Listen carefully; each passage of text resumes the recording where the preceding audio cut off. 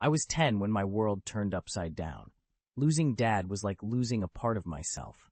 He wasn't just my father, he was my best friend, my hero. The house felt empty without his laughter and the stories he used to tell me every night. Mom did her best to keep things together, but it was hard for both of us. The silence in our home was a constant reminder of what we had lost. I missed Dad every day, and nothing could fill the void he left. Then, about 8 months after Dad's accident, Mom sat me down one evening. I could tell she was nervous. Her voice shook as she spoke. "Ethan, there's someone I want you to meet," she said. My heart sank. I had heard the whispers, the neighborhood gossip. Mom was seeing someone new, a man named Richard. When Richard walked into our living room, I felt a wall go up inside me. He was tall and tried to appear friendly, but I couldn't bring myself to warm up to him. "Hi, Ethan. I'm Richard. I've heard a lot about you," he said, extending his hand. I just stared at him, holding on to a photo of Dad. Richard wasn't Dad. He couldn't replace the adventures we had, the lessons Dad taught me. I couldn't accept him. Mom told me Richard would be spending more time with us. I looked up at him, searching his face for any sign that he understood what I was going through. He seemed kind, but it didn't matter. "I understand this is hard for you," Richard said gently. "I'm not here to replace anyone, Ethan. I just want to be a friend, someone you can rely on." I didn't say anything. How could he think he could just walk in and be a part of our lives? Dad's absence was still too raw, too painful. Richard's presence felt like an attempt to erase the memories of Dad, to replace him. And that was something I couldn't accept. That night, as I lay in bed, I clutched Dad's photo tightly. The future seemed uncertain and scary. Richard's arrival marked the beginning of a new chapter, one that I didn't want to be part of. All I wanted was for things to go back to how they were when Dad was still here. I remember the day Richard moved in, like it was a bad dream that wouldn't end.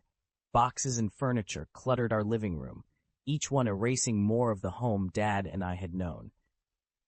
Richard was trying too hard to be friendly, but every smile, every attempt at conversation, just pushed me further away. One evening, a few weeks after he moved in, Richard sat down at the dinner table with some papers. "Ethan, I've been thinking," he began. "How about we make this official? I'd like to adopt you, make you a part of my family legally." He slid the adoption papers towards me. I felt a surge of anger. "I already have a family, and you're not it," I snapped. Mom's face fell, and Richard looked like I had just slapped him. But I couldn't hold back. This was about more than just a name. It was about loyalty to Dad, to the life we had before. The argument that night was the first of many. Mom and Richard didn't understand why I was so against the adoption, the name change. They thought it would help us become a real family. But to me, it felt like betraying Dad, erasing him from my life. The adoption attempts dragged on for months. Twice I had to speak to a judge to explain why I didn't want to be adopted, why I wanted to keep Dad's last name. Both times, the judge sided with me.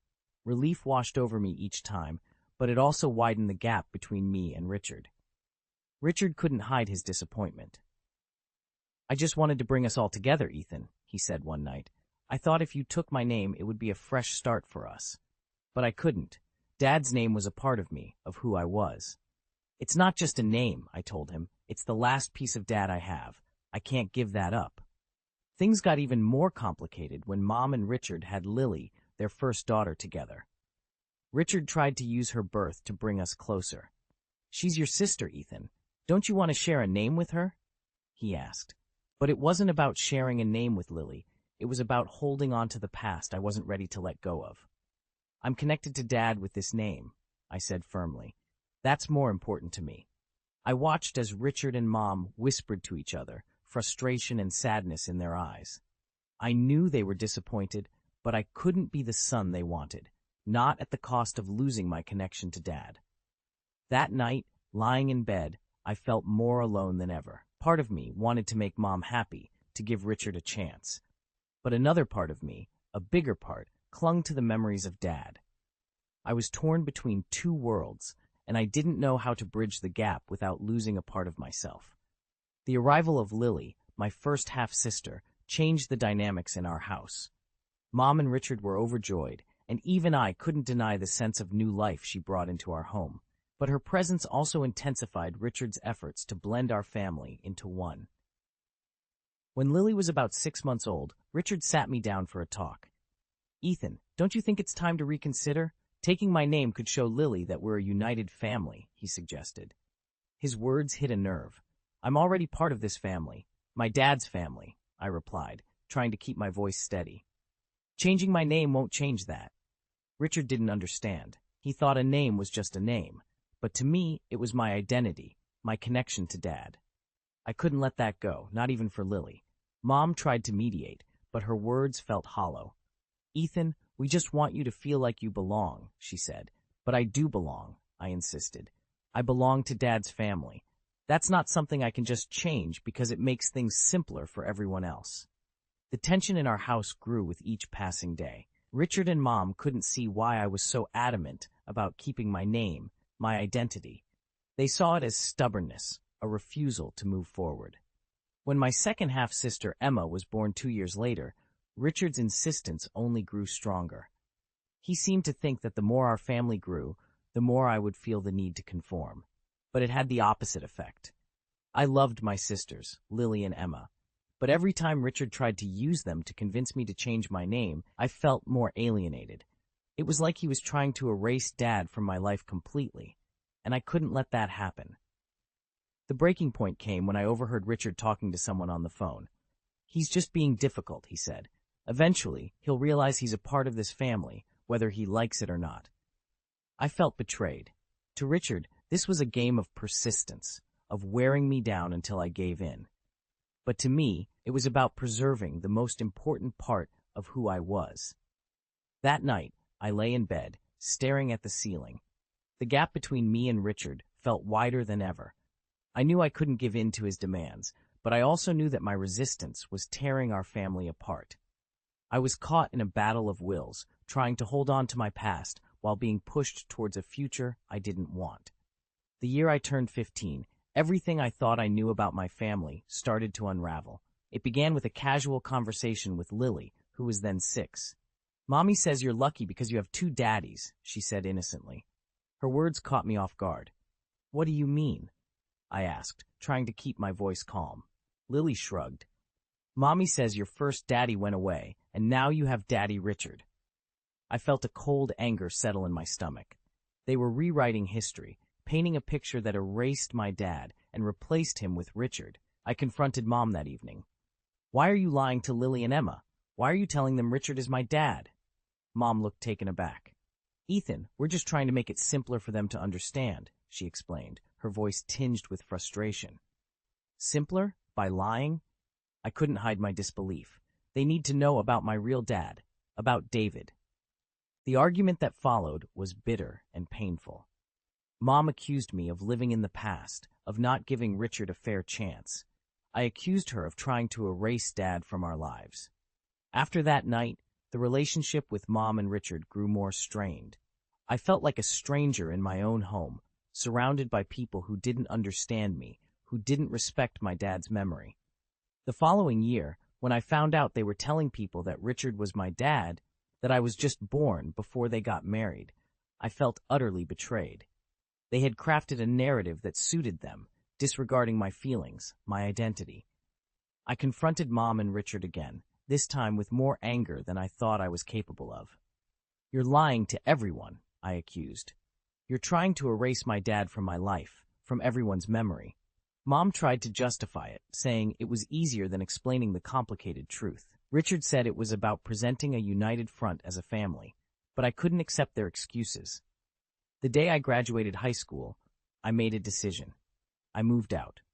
I couldn't stay in a house where my dad's existence was a footnote, where my identity was constantly under siege.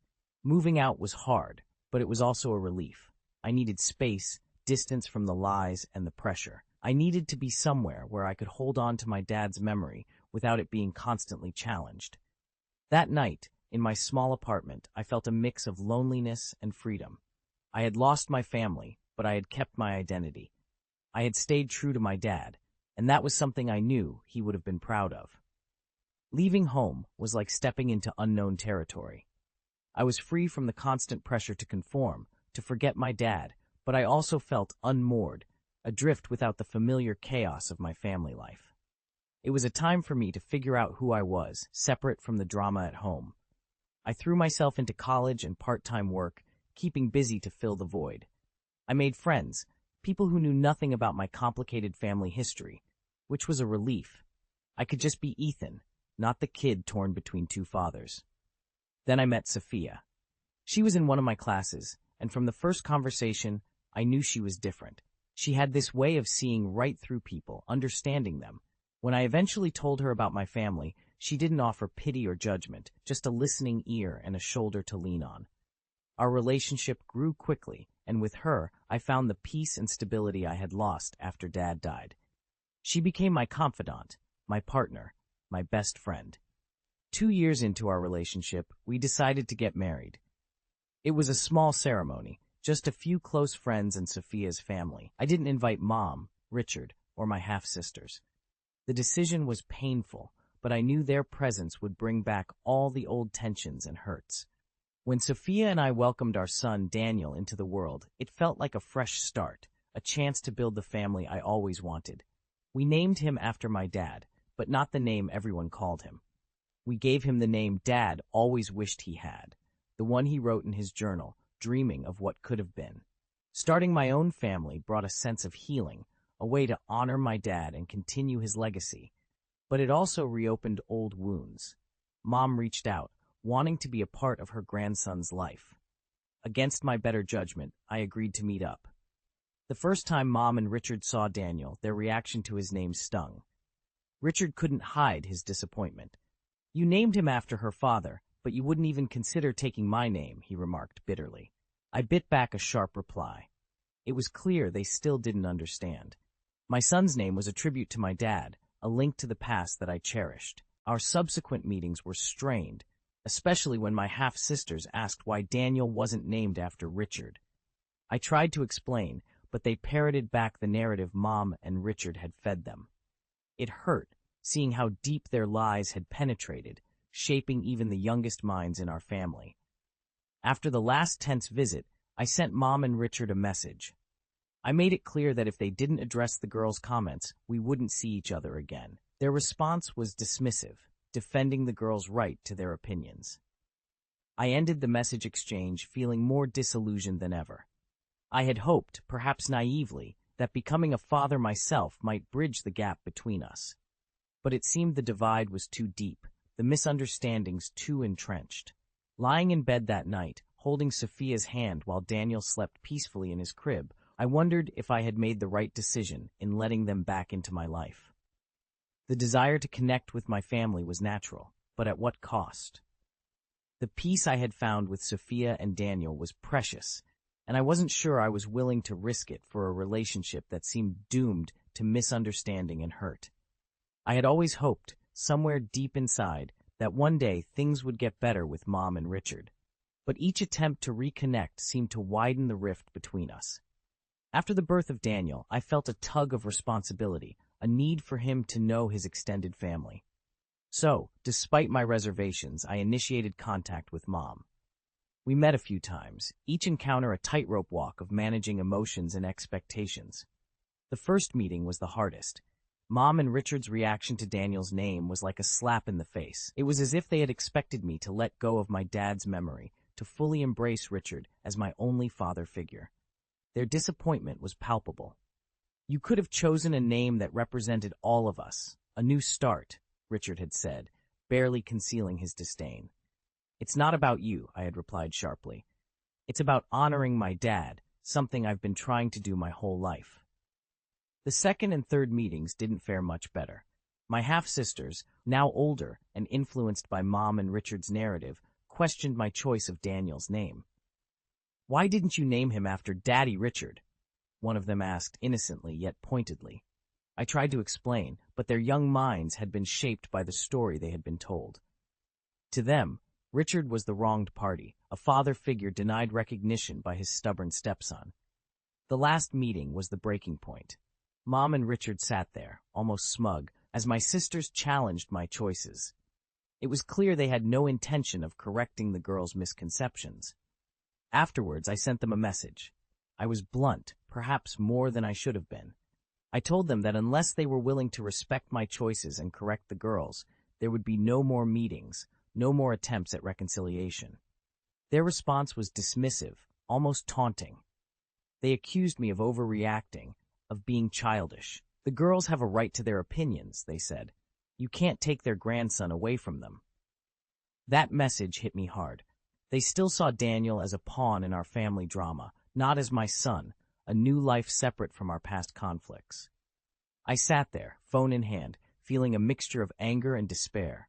I had wanted to give Daniel a sense of family, but not like this, not at the cost of our peace and dignity. Sophia found me sitting in the dark, lost in thought. She wrapped her arms around me, offering silent support. We didn't need to speak. She understood the turmoil I was in. Lying in bed that night, I realized that some bridges couldn't be mended, some gaps couldn't be bridged. I had to make a choice: continue this cycle of hurt and misunderstanding, or protect the peaceful life I had built with Sophia and Daniel. The decision weighed heavy on my heart, but as I listened to Daniel's soft breathing in the next room, I knew what I had to do. For his sake, for our family's sake, I needed to step back from the past and focus on the future we were building together. The days following my last message to Mom and Richard were filled with a mix of emotions. I felt anger, sadness, but also a sense of clarity. The decision to step back from them wasn't easy, but it felt necessary, a step towards protecting the peaceful life I had started to build with Sophia and Daniel. Sophia stood by me, her support unwavering. She didn't push me to reconcile, nor did she urge me to cut ties completely. She just listened, offering comfort and understanding.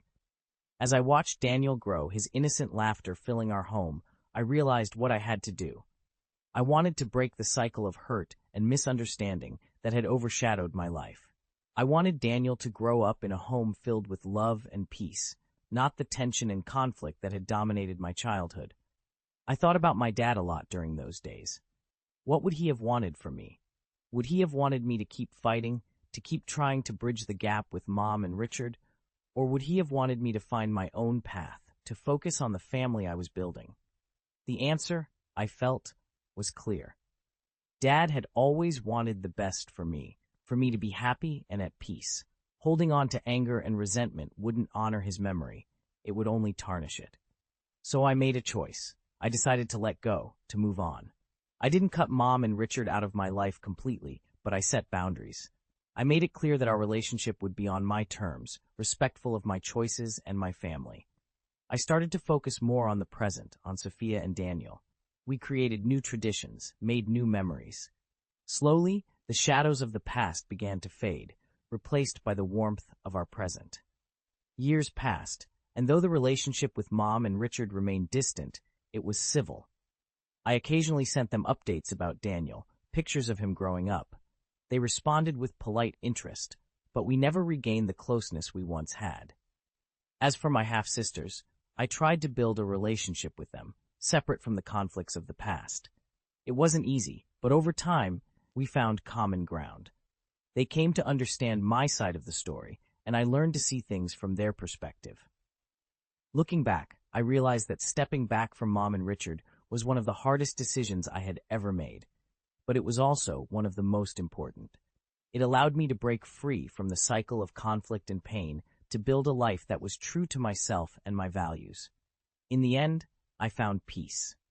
Peace with my past, peace with the decisions I had made. I had forged my own path, honoring my dad's memory in my own way. And in doing so, I had given Daniel a home filled with love and stability, something I had always wanted for him. And that, I knew, was the best tribute I could ever offer to my dad.